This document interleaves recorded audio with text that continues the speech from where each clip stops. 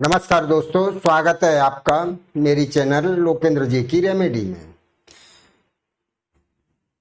दोस्तों, आशा करता हूं कि आप सुखी होंगे और संपन्न होंगे, होना ही चाहिए। दोस्तों, आज एक ऐसा विषय वीडियो का है कि वो चीज हमारे सभी के आसपास होती है, लेकिन हम ये जानते नहीं है कि इस चीज का किस तरह हमको उपयोग करना है और इसके उपयोग से, किस टाइप के उपयोग से हमको क्या लाभ हो सकता है। ऐसी बहुत सारी चीजें हैं। प्राचीन काल में जड़ी बूटियों के द्वारा ही लोग अपनी बीमारियां और दूसरी बहुत सारी समस्याओं को उनके द्वारा ही निदान प्राप्त कर लिया करते थे। आज भी कितने लोग, जैसे ग्रामीण बस्ती में जाके देखें तो बहुत सारे लोग जड़ी बूटियों के उपयोग से ही अपनी काफी समस्याओं को दूर कर लेते हैं। ऐसे ही दोस्तों, एक मैं आपको बताऊं, माता तुलसी का पौधा। माता तुलसी का पौधा मैं नहीं मानता हर घर में मौजूद होता है और उसकी पूजा मोस्ट ऑफ घरों में होती है, पर उसकी पूजा किस दिन और किस तरह करने से कौन से फल की प्राप्ति होती है, वो हमारे लिए जानना बहुत जरूरी है। तो दोस्तों, आज मैं उसी विषय पे चर्चा करूंगा। कुछ ऐसे उपाय बताऊंगा कि जिनको करने से आपकी उस समस्या का संपूर्ण रूप से निदान हो जाएगा। दोस्तों, सबसे पहले तो हम सभी जानते हैं कि जहां भी माता तुलसी का पौधा होगा या जहां भी तुलसी माता की हाजिरी है, वहां कोई नेगेटिविटी नहीं आती।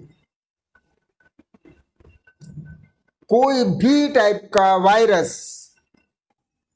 तुलसी की सुगंध मात्र से नष्ट हो जाता है। तो दोस्तों, इस पौधे में इतनी शक्ति है कि किसी भी वायरस को नष्ट करने में अपने आप में ये सक्षम है। सबसे पहले दोस्तों, मैं ये बता दूं आपको कि ये तुलसी का आविर्भाव कैसे हुआ। छोटी सी कहानी मैं आपको बताता हूं। ये तुलसी नाम का जो पौधा है, ये पूर्व जन्म में एक लड़की थी, राक्षस कन्या, और राक्षस कन्या होते हुए भी ये भगवान श्री हरि विष्णु की परम भक्त थी। भगवान विष्णु के वरदान से या उनके आशीर्वाद से ये इस जन्म में तुलसी बनी और भगवान ने उसको वरदान दिया था कि श्री हरि का एक रूप शालिग्राम है, उस रूप के साथ तुलसी का विवाह होगा। और आप देखिए दोस्तों, जहां भी तुलसी का पौधा होगा वहां शालिग्राम उस गर्भे में जरूर होंगे। तो दोस्तों, ये कथा है और तुलसी को ये आशीर्वाद है कि उनकी जो भी पूजा करेगा उसकी कोई भी समस्या का निदान हो जाएगा। दोस्तों, पहला एक उपाय साधारण, आप कभी भी आपको बुखार आ जाए तो आप तुलसी के 5 पत्ते और 2 काली मिर्च लेके उसको आप ग्रहण करिए या खा लीजिए, आपको कभी बुखार नहीं आएगा। ये आपकी बीमारी में आपको सहायता करती है। दूसरा दोस्तों, जो भी तुलसी की जड़ को धारण करेगा उसके पास भूत बाधाएं, प्रेत या जो भी नेगेटिविटी है, कोई नेगेटिविटी उसके आसपास नहीं फटकेगी। दूसरा ये उपाय हो गया। तुलसी जहां भी लगी वहां नेगेटिविटी नहीं आएगी। तीसरा उपाय है दोस्तों, कोई भी महिला जैसे कोई बड़ा अनुष्ठान करना चाहती है, जैसे 8 दिन का, 10 दिन का, या कोई बड़ा पूजा पाठ का नियम लेके और वो पूजा करना चाहती है, या फिर कुछ दिन के लिए वो तीर्थ यात्रा पे जाना चाहते हैं, कोई धार्मिक स्थल पे जाना चाहते हैं, और उस पीरियड में उनका पीरियड का टाइम आ रहा है, तो अगर पीरियड का टाइम आ गया तो उनकी वो पूजा या उनकी यात्रा अधूरी रह जाएगी। तो ऐसे समय में उनको ये करना चाहिए, 1 रुपया लेके और तुलसी माता की जड़ में मिट्टी के नीचे दबा देना है, और रुपया दबाते समय माता तुलसी से ये प्रार्थना करनी है कि मेरा ये पीरियड का टाइम मेरी इस पूजा के बीच में ना आए, या मेरी ये तीर्थ यात्रा पूरी करने तक ना आए, या मेरे इस काम में कोई बाधा ना पहुंचे। ये पीरियड संबंधी दोस्तों समझ लीजिए, आपका वो काम हो गया। आप निश्चिंत होके पूजा करिए या तीर्थ यात्रा में जाएं, उतने दिन तक आपका पीरियड नहीं होगा। जब आपका काम हो जाए, पूजा आपकी पूरी हो जाए, अनुष्ठान, या फिर तीर्थ यात्रा से आप वापस जब भी आ जाते हैं, तब आप उस रुपए के सिक्के को तुलसी माता की जड़ में से निकाल के उसका कोई भी प्रसाद लेके कन्याओं को बांट दें। आपका ये काम जरूर सिद्ध हो जाएगा। एक उपाय और है दोस्तों, जिस किसी लड़के या लड़की की शादी या विवाह के बीच में कोई भी रुकावट आ रही है, शादी नहीं हो पा रही, किसी भी तरह का कोई अड़चन आ जाती है, तो ऐसे लोगों को तुलसी माता की जड़ में 5 शुक्रवार 5 गुलाब के फूल उनके जड़ के पास मिट्टी हटा के हर शुक्रवार को गाड़ देने।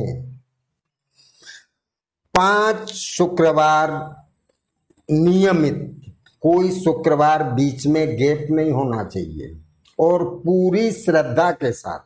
ऐसा नहीं कि आपने सोचा कि चलो करके देखते हैं क्या होता है, तो नहीं होगा। आपको गुलाब लेके तुलसी माता के पास जाना है और पूरी तरह अपने आप को समर्पित कर देना है। तुलसी माता के सामने हाथ जोड़ के आपको प्रार्थना करनी है कि हे माता, मेरी शादी में आने वाली ये जो भी बाधाएं हैं, इनको आप दूर करो। और आपको 5 शुक्रवार 5 गुलाब नियमित तुलसी माता की जड़ में गाड़ देने हैं। समझ लीजिए आपका ये काम हो गया, और ये जरूर हो जाए। तो दोस्तों 5वां उपाय, अक्सर देखा जाता है लोगों के पास बहुत सारी जगह धन की कमी जरूर होती है, और जहां भी धन की कमी हो उनके लिए वो उपाय बहुत अचूक है। ये उपाय पूरी श्रद्धा के साथ करना है दोस्तों, और ये उपाय बहुत बड़ा नहीं है, छोटा सा है। इसको ध्यान से सुनिए और पूरे ध्यान से करना है दोस्तों। ये उपाय करना है आपको 5 गुरुवार। 5 गुरुवार को आपको नहा धो के स्वच्छ होके तुलसी माता के पास जाके सबसे पहले घी का एक दीपक जला देना है और 2 अगरबत्ती लगा देनी और थोड़ा सा कच्चा दूध माता तुलसी की जड़ में आपको चढ़ाना है। दूध की ध्यान रहे, दूध की मात्रा थोड़ी होनी चाहिए, क्योंकि ज्यादा दूध हो सकता है माता तुलसी को नुकसान पहुंचा सकता है, तो ऐसा ना हो। माता तुलसी की जड़ में थोड़ा सा कच्चा दूध, फिर से ध्यान से सुनिए, दूध कच्चा होना चाहिए, कच्चा दूध चढ़ाना है और 5 गुरुवार पूरी श्रद्धा के साथ समर्पण भाव से और माता तुलसी से प्रार्थना करना कि हे माता मेरी धन की कमी को दूर करें। दोस्तों समझ लीजिए, माता लक्ष्मी की आपके ऊपर कृपा बरसने लग जाएगी, क्योंकि ये माता तुलसी का आशीर्वाद है और आपने माता तुलसी की पूजा की है, तो ये उपाय आपका जरूर संपन्न होगा। फिर से बोल दूं कि ये उपाय पूरी श्रद्धा के साथ करना है, इसमें आपका कोई खर्च नहीं।